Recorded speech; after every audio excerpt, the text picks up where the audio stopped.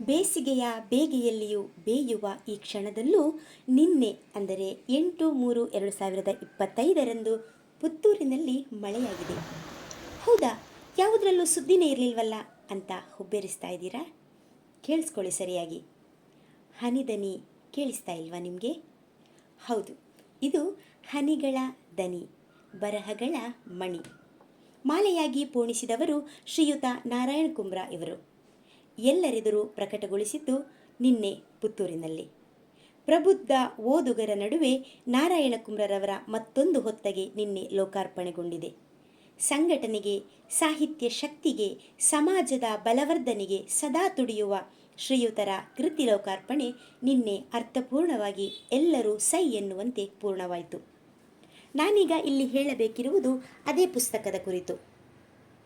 ಪ್ರಸಿದ್ಧ ಸಾಹಿತಿಗಳು ವಿಂಧ್ಯ ಎಸ್ ರೈಯವರ ಶುಭ ಹಾರೈಕೆಯೊಂದಿಗೆ, ರಘು ಇಡ್ಕಿದ್ ಅವರ ನಲ್ನುಡಿಯೊಂದಿಗೆ, ಶ್ರೀಪತಿ ಕಲ್ಲುರಾಯರು, ಶ್ರೀಮತಿ ಪರಮೇಶ್ವರಿ ಪ್ರಸಾದ್, ಶ್ರೀಮತಿ ಚಂದ್ರಕಲಾ ಇಟಗಿಮಠ, ಶ್ರೀಮತಿ ಪ್ರಿಯಾ ಸುಳ್ಯ ಇವರೆಲ್ಲರ ಹಾರೈಕೆಯ ಶುಭ ನುಡಿಗಳನ್ನು ಮನಕಾಪ್ತವಾಗಿಸುತ್ತಾ ಪುಟ ತಿರುವುತ್ತಾ ಹೋದಂತೆ ಹನಿದನಿಯು ನಯನದ ಮೂಲಕ ಎದೆಯಾಳಕ್ಕೆ ಆಪ್ತವಾಗುತ್ತಾ ಹೋಗುತ್ತದೆ. ಪ್ರಕೃತಿಯ ಎಲ್ಲವನ್ನು ತನ್ನ ಭಾವದೊಳಗೆ ಸೇರಿಸಿಕೊಳ್ಳುತ್ತಾ ಅವುಗಳೊಡನೆ ಸಂಭಾಷಿಸುವ ಕವಿಯ ಕೌತುಕ ಇಲ್ಲಿ ಜಾರಿಯಲ್ಲಿದೆ. ಮೇಲ್ನೋಟಕ್ಕೆ ಓದಲು ಸಮಯಕ್ಕೆ ಆಪ್ತವಾಗುವಂತಹ ಪುಟ ಪುಟ್ಟ ರಚನೆಗಳನ್ನು ಈ ಪುಸ್ತಕವು ಒಳಗೊಂಡಿದ್ದು ಹರವಿದಂತೆಲ್ಲ ಅರ್ಥ ವೈಶಾಲ್ಯವನ್ನು ಪಡೆದುಕೊಳ್ಳುತ್ತದೆ.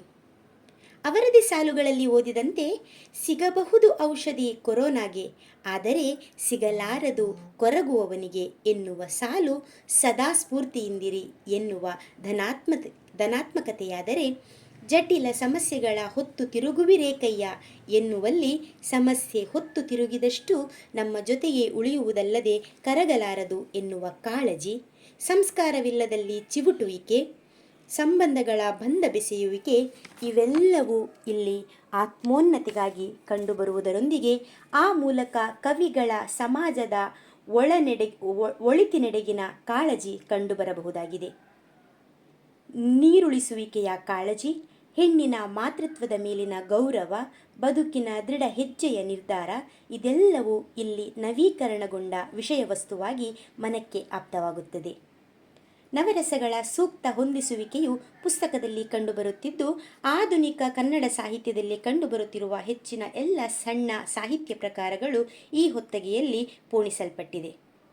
ನಮ್ಮವರಲ್ಲ ಎನ್ನುವ ಶೀರ್ಷಿಕೆಯ ಹನಿಗವನ ಪೂರ್ತಿ ಪುಸ್ತಕದ ಆಶಯವನ್ನು ಎತ್ತಿ ಹಿಡಿಯುವುದರೊಂದಿಗೆ ಕವಿಭಾವ ಎತ್ತ ಹರಿಹಾಯ್ದಿದೆ ಎನ್ನುವ ಪುಷ್ಟಿಯನ್ನು ಕೂಡ ನೀಡುತ್ತದೆ.